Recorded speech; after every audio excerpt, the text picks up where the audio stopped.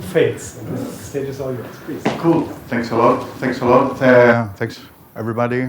For being here today in the morning. I would like to thank also the organizers, Jesus also for the invitation. It's a very nice workshop that you are putting together. And today what I would like to present you is basically a story about one ion with two fates. So the first part of the story is relating to ion atom-atom recombination processes. Where we have reactions and stuff going on. And then in the second part, I'm going to talk about an ion that is immersed into a liquid helium droplet. So let's start now with the first part of the story. So we have one ion and two particles. So to give a brief introduction, already René and Tobias, they advertised this very nicely, that basically you have right now these hybrid atom-ion traps, that provide a new platform where now you can study neutral charge interaction in a controlled manner. Out of all the reactions, the one which is the most relevant is ion atom-atom three-body recombination. And already, theoretically, there is a lot of extensive studies using classical trajectory methods based on hyperspherical coordinates, which kind of take into account the fact that you have the micromotion and you have this excess energy, so it doesn't make any sense to talk about partial waves and so forth. But Tobias and in his group, they have managed to push forward and start having the first kind of quantum signatures by observing the first atom-ion Feshbach resonance. And so it started making sense, at least for us. This is where the point where the dude approached me, and he was like, look, Panos, we should kind of look into this kind of stuff. The dude is none other by Jesus, where he approached me. He was like, look, they're going cold. It makes sense now to really study, like through a quantum description, the low energy three-body recombination rates. And basically we decided we can just study ion atom-atom recombination into shallow molecular ions. And mainly we're interested to incorporate the long-range nature of the ion-atom interactions and the atom-atom interactions into our theoretical framework. So in order to start, let me begin with our system. So we have one heavy ion, ytterbium plus, two neutral alkalis modeled by lithium. In order to study these shallow molecular ions, we fix the sign of the scattering length between the two neutrals to be negative, and the sign of the ion and one light partner to be positive. And we will ignore formation recombination processes that go into deeply bound molecular ions. So the Hamiltonian has this form where we model the ion-atom interaction by this C4 1 over R to the fourth attractive tail, and we put this sigma parameter. Basically what we do, we regularize the atom-ion interaction at the origin such that it's going to be finite. And also we model the neutral-neutral interaction with 1 over R to the 6 potential tail, van der Waals forces, where we put this R0 hard wall in order, again, to cut off the attractive divergence at the origin. So basically we take into account only the tails, where R0 and sigma are chosen such that both potentials, they can contain many two-body bound states. And of course, one thing that I should note is that the ion-atom, the range of the ion-atom interaction is larger by an order of magnitude than the atom-atom. That makes it a little bit challenging to treat numerically. And so for this aid, we were between with Jesus, like, shall we do the hyperspherical way or shall we go the Fadeev way? And of course, we committed a blasphemy and we decided to go with the Fadeev. Just for change. And so in order to use the Fadeev equation and simplify these monstrosities, these integral differential equations that they generate by Fadeev decomposition, we model the atom-atom and atom-atom interactions with a separable approximation potential. So basically, the atom-atom interaction has this form, where phi is going to be called the form factor, and lambda of alpha, sub AA, is the coupling constant, and similarly for the ion atom.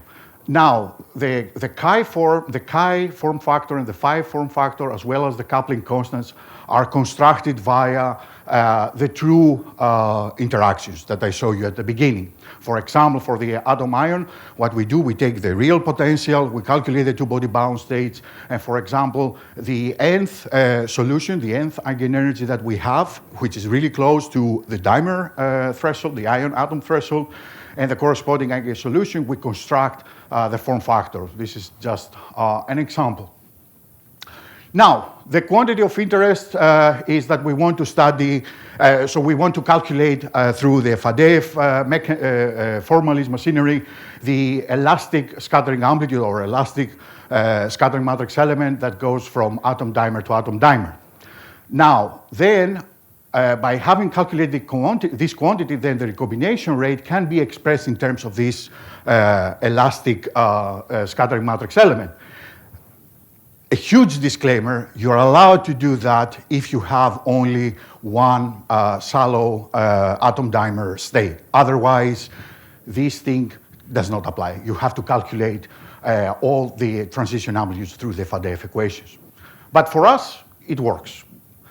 And so under this consideration, now if we have an energy which is above the breakup threshold, this is now the scattering amplitude casted in this integral differential form, where T1 is the two-body propagator between the ion and the atom, and now V incorporates the two-body propagator related with the two neutral atoms. This is here, and now we have these Z kernels that correspond basically to the three-body Green's function. Now, one of the main issues that you have typically with Faddeev equation is that these equations, they suffer from singularities. You do have the standard simple poles that arise from the two-body propagator, but also now the three-body kernels, they suffer from logarithmic singularities. To give you an idea, here is like in momentum space where I'm plotting where the regions where the three-body kernels become divergent. So here is like the three kernels, how they become divergent in these shaded areas. And here in this vertical dashed line is basically the two-body simple pole. And so now the challenge here is because we have these chi and phi form factors which are basically numerically estimated, you cannot resort in your standard techniques, which is like contour deformation or analytical continuation. You cannot do those stuff anymore. But there is another way that basically can be really helpful. So this method is called the Wiles eigendifferentials or wave packets, Wiles wave packets, so which was already introduced back in Messiah in 1962. And if you are interested in that, I would suggest to read this nice review article by Rybtsova, which was one of the first kind of researchers kind of employing this technique for the Faddeev equations. So in a nutshell, let me try to give you a glimpse what is these Wiles eigendifferentials or wave packets.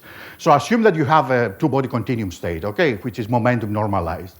Now what you can do is you can go to your momentum space, discretized, okay, and now between each grid point you can form like a wave packet. And now you have now this Weil wave packet basis, shown here psi I, which now belongs into the Hilbert space. So it has this delta Kronecker orthogonality relation. The advantage of that is that allows to solve the Faddeev equations in the real axis. We don't need to go to deform anymore our contour into the complex plane. And furthermore, the singularities, the logarithmic and the simple poles, they can basically treat it analytically. The downside of this is that now the observables are computed as averages, for example, for this example that I have picked up, over momentum, as it's shown in this expression. But for a given momentum that you're interested in, you can pick up or energy, okay, you can pick up a very dense mesh such that you can approximate this integral by this kind of expression and finally get avoiding dealing with averages. So that's in a nutshell.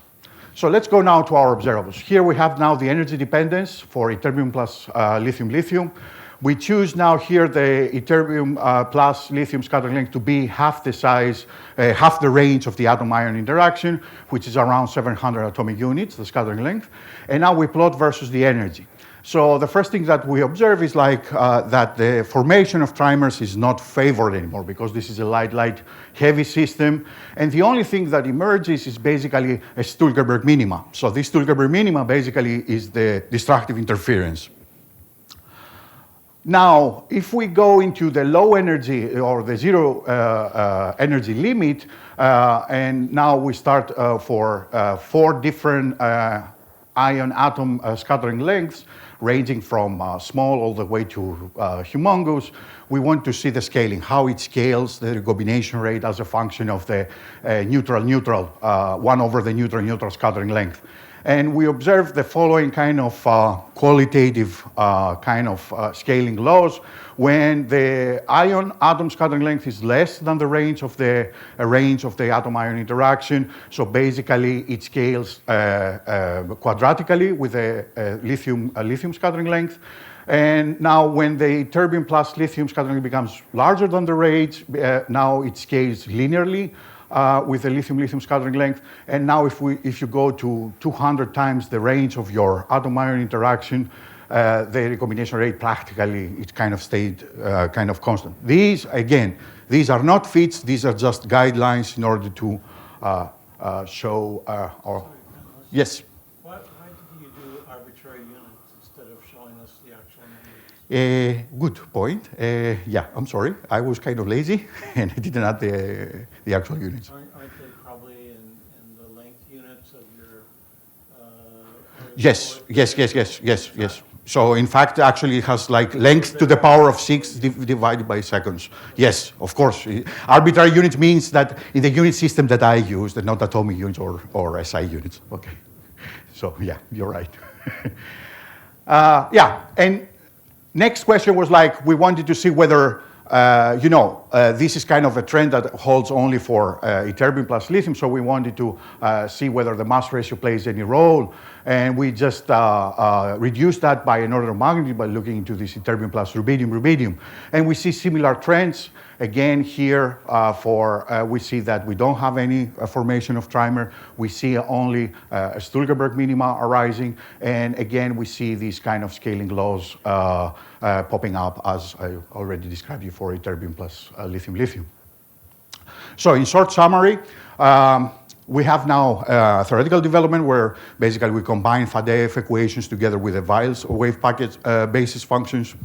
Now for recombination to shallow dimers, we know that we don't have any resonances, sadly, but the system has Stuhlgerberg minima, which means that around this minima, the formation of shallow molecular ions is very suppressed, and we have these qualitatively scaling laws for the recombination coefficient. Now, let me change gear and now try something completely different.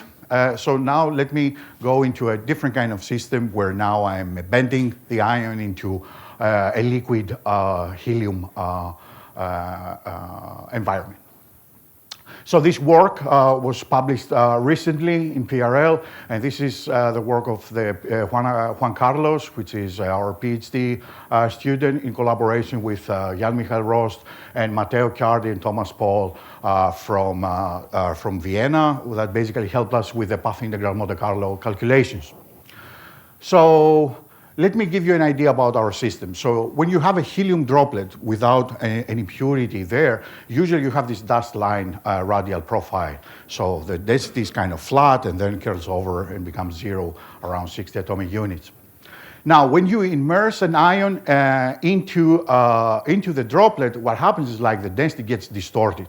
So you have these really sharp peaks, okay, which are going to be called layers or cell, pick up your definition or your preference.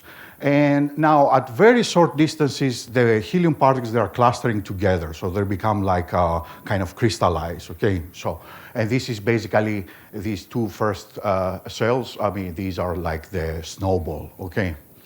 And now when you are far out, the helium particles which are far away from the origin, they don't feel the atom-ion interaction anymore. And so basically what you have is like, again, a droplet.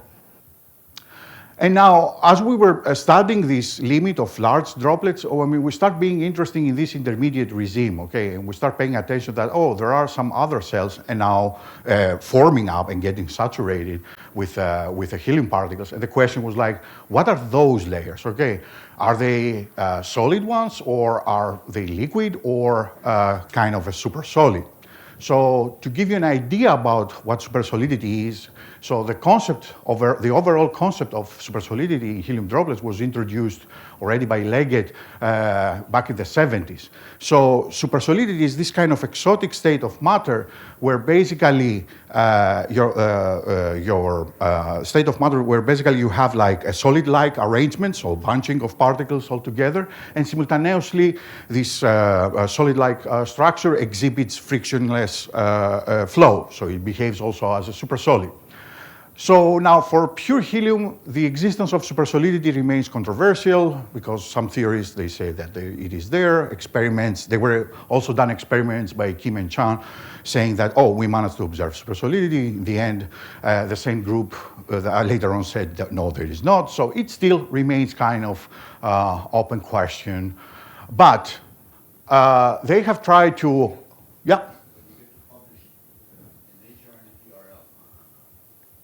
Yeah. Yeah, and then they disclaim it. And it's still open. That's the funny thing, still. No consensus. But they try to extend the concept of supersolidity now into introducing basically molecules, okay? And so by introducing like molecules and studying the rotation, so they have seen that whenever they are like in this supersolid regime, they have like huge superfluid response into their system. And also for specific sizes, they have seen similar kind of trends of supersolidity for parahydrogen. But beyond any doubt, the idea of supersolidity has been studied in ultra-cold atoms. I mean, there are experiments like with spin orbit coupled BECs, observe the supersolid, also in low-dimensional dipolar gases, and theoretically also they have discussed about this, this kind of state of matter occurring in Rydberg gases as well. And so back now to our question, what is going on in this intermediate region? Okay, so the answer is pretty simple. What you have to do, you just shut up and calculate, okay? But let's not forget, we are interested in a large system. We know that we have this small structure close to the ion. And so Juan Carlos, rightfully, he was like, okay, how I'm gonna attack this problem? Because if you really ponder for a while, in order to treat really on a mesoscopic level, okay, you need theories like density function theory, for example, the Orsay-Trendle flavor.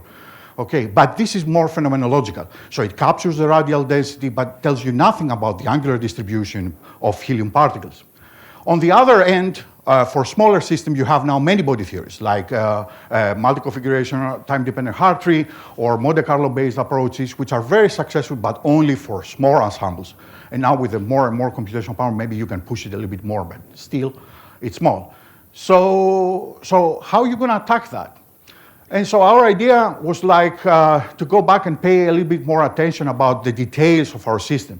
So what you see here, as I said, the very first two layers, you see that the density between the two layers drops a lot, especially between the first and the second is basically zero. That means that the exchange of particles between here and there is very minuscule. It's basically zero. And so our thought was like, okay, what if we try to an angle of attack based on this divide and conquer? What if we split off our system into like a solid, like the snowball region where it includes the first two layers, and try to tackle this NS ensemble of particles using basically a Gaussian time-dependent Hartree method, okay? And once we are done with that, the residual part, the residual droplet, now we can treat it, including the system A, the subsystem A, as an external potential, and coming up with a modified, basically, density functional theory on top of Orsay-Trendle density functional. So that was the idea. And now, naturally, the question is like, first of all, how good is this Gaussian time-dependent hardening method? Because again, this is classical, permutation symmetry between bosons is neglected, because the idea is like the particles are so well localized, the single particle wave function is so well localized that these should not matter. And so here for particle numbers less than 45, here I have like a table. We try that for several ions. So the one that we are really interested in is sodium ion that I'm showing you constantly. And here in black is like the number of particles predicted by our theory for the first shell, which is around 12. Now in red, this is path integral Monte Carlo calculations at around 1 Kelvin, and you see that we have really nice agreement. Not only the number of particles in the first and second shell, but also the radius of the cell are in a good agreement, also with the path integral Monte Carlo, really ab initio kind of computations. And also, we note to you that we see that the second cell, this second cell over here, has a subcell structure in it. And this is kind of cool because it's not captured by the Orsay-Trento DFT. Here is now all possible configurations of clusters that you can have with different ions. And and having said that, now we can go now into our subsystem B, try to treat the subsystem B. So as I said, we have the Orsay-Trento functional, and now we include as an external potential the subsystem A, constructing this new functional. And the results are shown here. In blue is in red is the standard DFT, which is in good agreement, but the point is like what is missed is this kind of additional subcell structure that occurs for the second layer. So all things are good. So let's now look into the angular distributions, right? We use this thing for the angular distribution. So for the regime 1, which is basically the snowball region, we see that really the particles are very well localized with zero overlap. Now in the second layer, or the second cell, there are two gradients, and basically the gradient that goes from black to yellow, this refers to the helium particles belonging in the second cell, and the color gradient referring to from black all the way to blue is basically the density from the third cell that penetrates all the way to the second cell. So it's like the tail. And as you can see from the values here, so it's very, very small, kind of justifying, so to speak, our assumption of treating the system as subsystem A and subsystem B. And so let's go now to the elephant, the third layer. So when we did our calculation, what we see is like everything is like in a superfluid kind of state, and then we have this kind of bunching. So there is really some nice solid ordering. The symmetry here is the symmetry of an ecosystem dodecahedral. And also we see that as we increase the size of the droplet, basically the number of particles occupying the third layer kind of saturates around 65 particles. And this is already kind of a signature of a supersolidity. But, one thing that we were really, really scared of, it was like, okay, we have done kind of a cheat, okay? And we have treated the subsystem and put it back as, we have treated the short range part as a subsystem A, and we include it as a potential. And naturally the question is like, okay, what happens if you just broke the rotation symmetry, because you imposed that? And so just to make sure as a sanity check that we haven't kind of artifacts because of our theory, we asked our colleagues from Vienna to do path integral Monte Carlo calculations around half a Kelvin is this calculation for a small helium droplet. I think it's around 150, 200 particles. So these are the second layer, the angular distribution, and this is the third layer. And now in the bottom is basically the predictions of our theory, where you see they're nicely matching the path integral ab initio calculations. The only thing that you see is like the localized function, for example, here they get a little bit broader, but this is kind of expected because there you have temperature, here is at zero temperature. Okay, now, One last part to that is like we have now that the third layer has this kind of really nice property. The next quantity now of interest is the superfluid fraction. So what is the superfluid fraction? It's just an index that tells you how much superfluidity you have into your system. So if the superfluid fraction is 0, it means that you have solid, which is as you expect, right? I mean, everything is well localized, no superfluidity. Now, if you don't have any spatial order, I mean, the superfluid fraction is going to be 1. Okay, everything is kind of uniform. Now, when you are in between, when you get a finite value, larger than 0 and less than 1, basically you have a supersolid. And this is basically what is shown here in this plot. So we calculate the superfluid fraction. We have two ways that we calculate that. One is the non-classical translational inertia. So what we do, we have our system and we just give a gentle push. And then we solve the time-dependent now density functional theory for that, and we calculate how much of the flux remains superfluid. And as you see, it's finite at 0 temperature, and it's less than 1. And now, with the path integral Monte Carlo calculation, we also perform a different kind of rotation, a different kind of approach, where we estimate the superfluid fraction by performing a rotation to our system. And so here what you see is at 0 temperature, they give close to 0 temperature at 0.5 Kelvin. It gives a good agreement with our 0 temperature superfluid fraction calculation. And also we see that if we go around to 1 Kelvin, the superfluid fraction remains finite, which means also that the supersolid that in this third layer is kind of robust on thermal effects. And how much time do I have? Whoa. Okay. Yeah.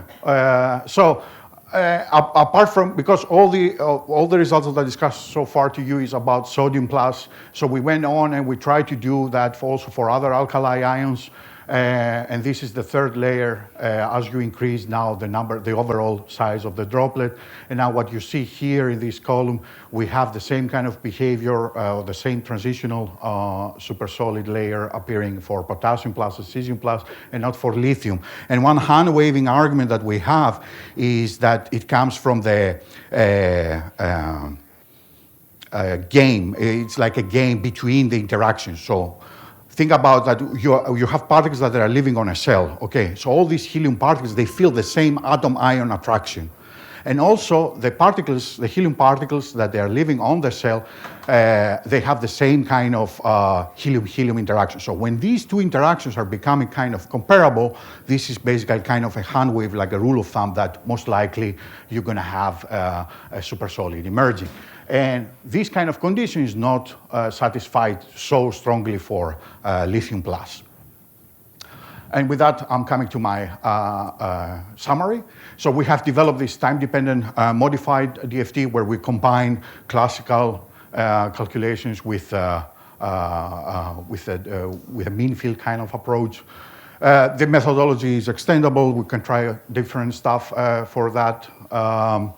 And also, what I show you is like we explore the properties of the helium droplets in big ensembles, and that you have this transitional supersolid layer. And yeah, with that, thanks a lot for your attention.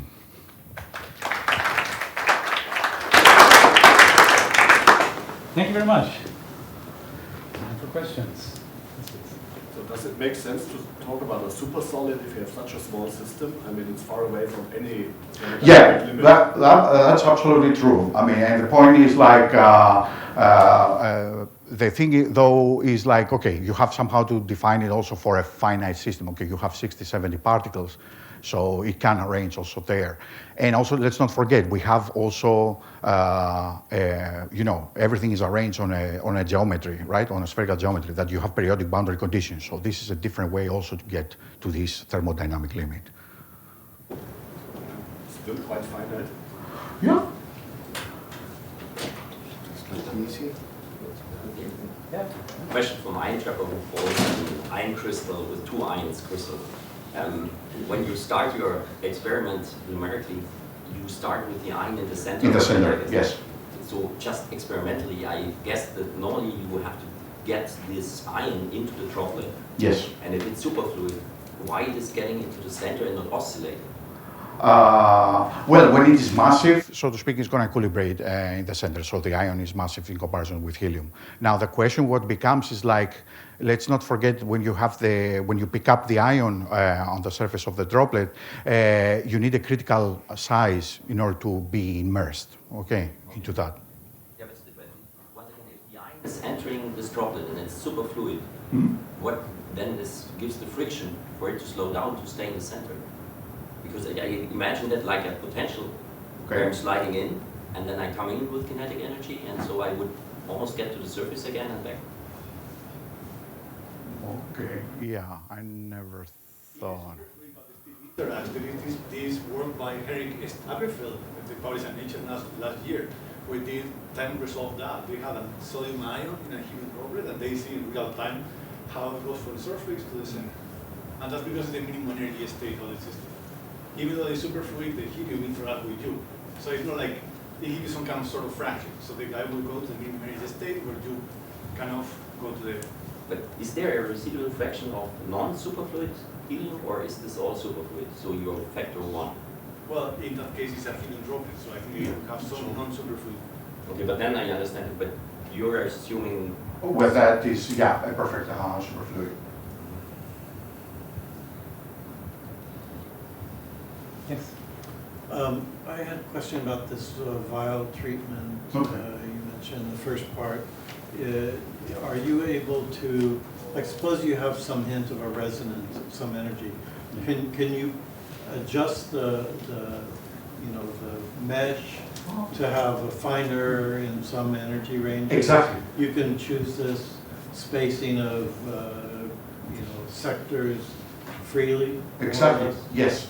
So the point is like, for example, in this kind of example, so in this calculation that I show you already, here I have a very dense equidistant mesh, okay, and then I have like a different mesh in order to cover the pole. And that's the cool part with that. You have a lot of freedom to design your mesh as you want in order to cover different spaces. Because the other thing that I didn't say is like, if I change my colliding energy, this region shrinks. So imagine the whole thing shrinks close to zero momentum. And so that means that you have to always have like a very dense kind of a mesh. And this is where it becomes really strong. You can really adapt and adjust your mesh as you want and really cover even resonances and even secure the poles that you capture them. And since you've avoided all the singularity issues, why do you need to do this thing where you only have one bound state and you only calculate? Well, that's just the example that I picked up. Okay, in practice you can do that really. The real actual calculation, calculate all the transition or scattering matrix elements out of the FADEF. You can do all of them. It's just more like a simplicity thing. So can you check, it was passed for me at the end, so you explain why the lithium does not provide the same structure. So what was the reason? Can you repeat? I mean, so far, we are still looking into that, to be honest. But we have kind of a hand-waving argument. So, come on. Thank you. No, there. So, about that, it's the following thing. It's an interplay between the interactions. You have the helium-ion interaction and the helium-helium interaction. Now, the particles on this cell, okay, they are distributed over like a spherical geometry, right? So the particles that are living here, all of them, they feel the same attraction from the ion.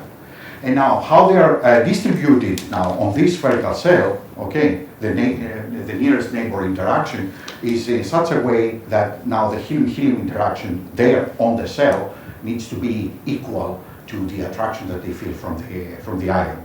And now it happens now for lithium that thing is not happening. Okay, they are still kind of. So, but, it's just a very long Coulombian attraction, right? No, you are on a cell. It's a very fixed energy that you feel. What Coulomb interaction mean? The atom ion. Yeah, but it's fixed. I mean, you're on a spherical cell, so you have particles on a circle, so they feel the same attraction wherever they are. And these are fixed. These are the particles on the cell. Yes, of course. But you compare it with the interaction with the lithium. Yeah, but now if you go further out, what happens now is like now the helium-helium interaction is not balanced off by the atom ion. So now you get into this droplet. Just trying to understand what is the difference between different ions. If you put sodium and potassium, what makes the difference? But okay, we can discuss more. Actually, a question I had is, what are experimental signatures of For this that. facility? It's quite hard because, I mean, as you see, we're talking about 4 and 10 atomic units. Yes. So how are you going to resolve that? If you want to blast it with a laser, you're going to basically rip off electrons now from helium. So it becomes very, very difficult. So one stupid idea is like to try to do the same business now with doubly charged calcium. That gives you a bit more room. Yeah. So now you can have larger droplets, more atoms in this cell, and maybe it's much more favorable. Otherwise, yeah, it's very hard to probe these, for example, for sodium. Now, there are other ideas. For example, it's like this dude, he had one paper like with an ion and a PEC, and one idea that we're working on is like to try to basically search for the similar stuff now when you have basically now a neutral cold atom droplet, okay? And the idea is like already Jesus has shown that you can form like a snowball, like much smaller from what I'm talking about here. And there we expect that we're going to have kind of similar signatures, and maybe in this kind of setup of ultra cold atoms much better to observe them. But like X-ray, like pulsed X-ray experiments, these have been done on helium droplets, right? So Yeah, but these are very, I mean, like 70 million particles. This is like Gessner, right?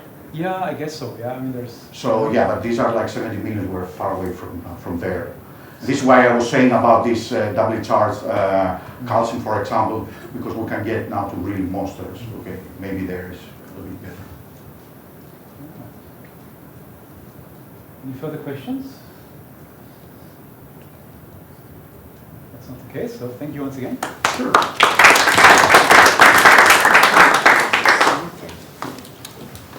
Next presentation.